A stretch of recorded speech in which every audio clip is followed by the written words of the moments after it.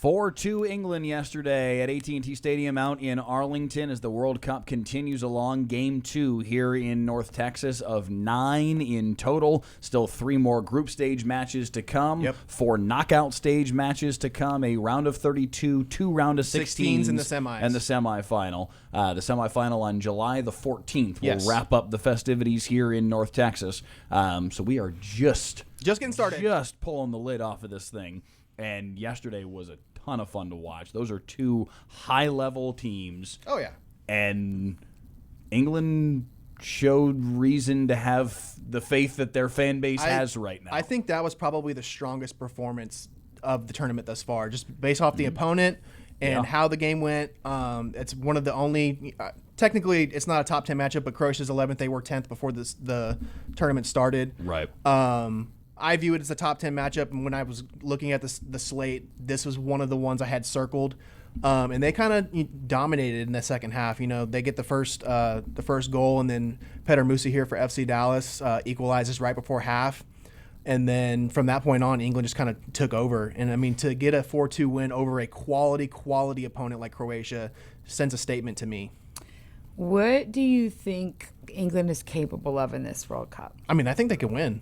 Like, legitimately. They say, like, is it going to come home? It might legitimately come home.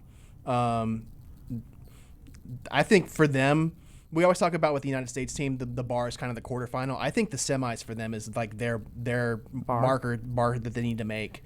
Just with the depth that they have. I mean, we were talking about it. Bukayo Saka, Marcus Rashford, and Morgan Rogers, who are all killing it in the Premier League, were substitutes in the second half. In like the 78th minute. They only played like 20 minutes. Yeah. So, I mean, they have a litany of talent on that squad, and they have legitimate reason to think that they can win. And they're led by Harry Kane. Harry Kane. I don't think that can be overstated, the value he brings, not just from a scoring perspective, which he put on full display yesterday. Yeah, had a brace, but yeah. Also, like, he had a chance at the hat trick late, but then sailed one.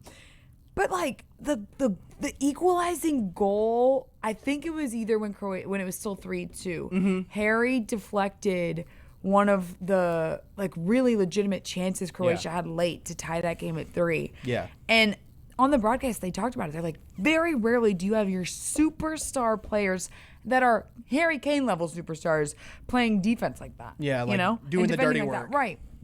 So, God, that was a fun game. And I have heard that England is good. I haven't watched the national team religiously, so I wasn't so familiar with their game, but they looked and even good. Their fans would tell, like, there's controversy on who the manager picked.